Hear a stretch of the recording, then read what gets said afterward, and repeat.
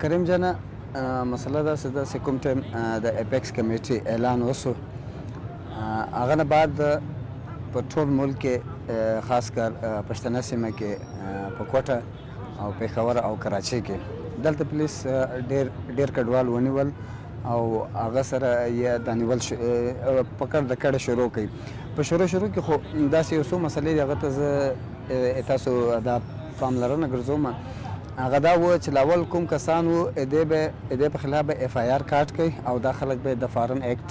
په تحت باندې به دا خلک باندې مقدمې درج کړلې بیا به دې کې بعضو کسانو یا به د چا ضمانتونه وسول د چا به ضمانتونه ونه سول دا کوم چا سره به چې کارډونه وو دا پروسس یو څو ورځې روان و بیا هغه نه بعد بیا یو دا فیز راغی چې اډمنسټریشن دا کسان به ونیول افغانان چې په دې کې به رجسټر هم وو هغو سره به د پی او آر کارډ وو ایس سی کارډ به وو او ان رجسټرډ دا کډوال به مو سره نو دا کسان به تاڼو والا ونیول بیا به دا کسان باید عدالت ته نه پیښول خو خلکو به دا شکایت کوه یا خو عدالت ته بوځه یا هم ډیپورټ که خو خلک یې ډېر وځورول نو په دې کې ډېر کسان ډېر ملګري ډېر وکیلان وو هغه په دا کار لګیا سول خو دا کسان یې د ډي سي افیس تر دې ځایه څخه به یې راوباسل خو دې کې به اخر د ډي سي یا اډمنسټریشن چې کوم لوکل اډمنسټریشن دې شي ته مجبوره کوي دوی به یو نوټیفیکیشن ایشو کوي خاص کر سپیشلی بلوچستان د خواسه کوم کسان چې پی او آر کارډ یا ای سی سی کارډ لري هغه به نه تنګول کیږي نو دا مسله روانه وه بیا هم دا شکایتونه ډېر را روان وو مختلفو علاقو نه دا شکایتونه را روان وو چې موږ سره ای سی سی کارډونه هم شته پی او آر کارډونه هم شته خو بیا هم دا کسان بیا نیول په لیول باندې بیا دلته کوټه کې داسې یو څه کسان سټیک هولډر سو لکه مثال په طور باندې افغان کونسلیټ سو د خلکو سره په کانټیکټ کې سولو داسې پولیټیکل پارټیان یې سولې هغو سره په کانټیکټ کې سولو نو بیا ډېر کسان هم د تاڼو سره خلاص کړل هغه کسان چې چا سره ای سی سی کارډ یا پی او آر کارډونه وو هغه کسان موږ ټول د تاڼو سره خلاص کوم چې ان رجسټر کسان وو هغه کسان یې ډیپورټ کړل په شروع کې بیا دې نه بعد زیات شکایتونه ماته راغلي دي هغه زیاتره تر کراچۍ تر پنجاب او اسلام آباد نه په پنجاب کې خاص کر د چکوال څخه بیخي ډېر شکایتونه رالل هلته د پرون هم ماته چا میسج راوکړی یو فون راوکړی وزمش کاروبارونه دي دوکانونه دي کسان یې نیولي دي هغه ډیپورټ کړل او کور کې زنانې او کوچنیان ټول په کور پاتې دي اوس څوک نشته چې هغه کور ته څوک ورسي یعنی تر دغه لیوله پورې دا خلک راورسېدل او دغه رقم د کیس په کلاس افلا کې هم پیښ شو په کلاس افلا کې هم دا مسلې ډېرې روانې وې خو هغو کسانو بیا هلته افغان کمیټې په نامه باندې یو کمیټې جوړه کړله د ډي سي افیس سره دوی په کانټیکټ کې سول او په شروع کې ډېر تنګول خو اوس بیا هم هغو خلکو کوپریشن ورسره شروع کړو کوم چې د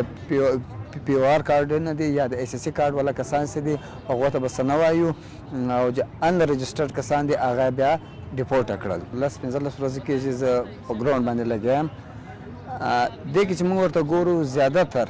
کسان چې کوم دي ډیپورټیشن والا ډېر کم کوم چې د بغیر کوم چې ان رجسټرډ کسان دي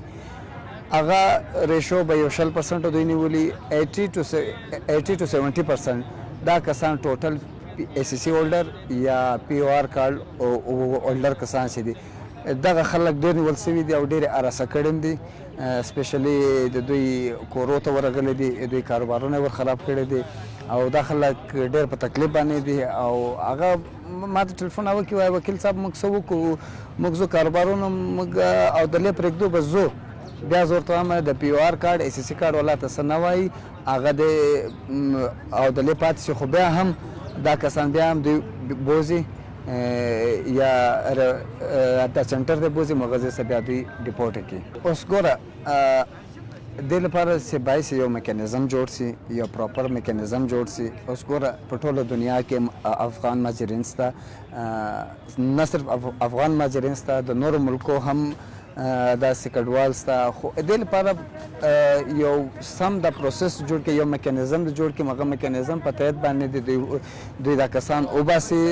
د پاکستان څخه ټیک دی وباسي لیکن په یو میاشت کې ته څنګه د 40 کالو کاروبار یا بزنس ته څنګه ختمولی شي په یو میاشت ټایم کې نو ګورنمنټ هم پکار ده چې د کسانو ته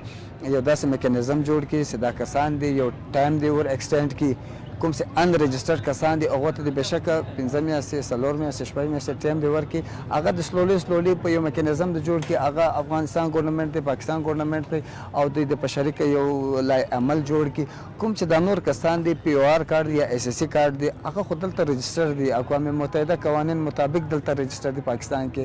او دوی سره دا رایټ شته چې دوی دلته اوسېږي په پاکستان کې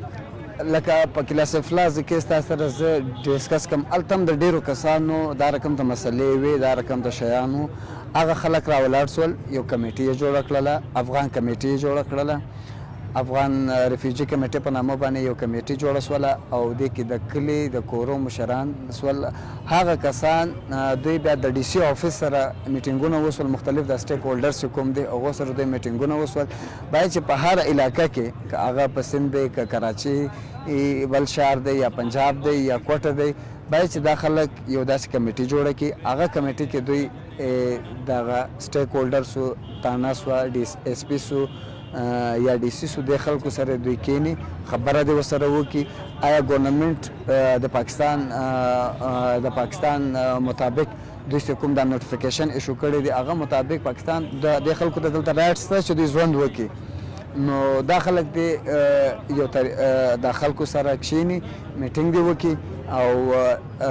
دا کوم چې پی او آر او اس اس سی کارډونه دي او دا خلک به انشاءالله بیا نه تنګوي دا رقم د دوی خلک په اون بورډ واخلي دا خلک اوس هم ټلیفونان ماته را روان دي وایي دا خلک موږ تنګوي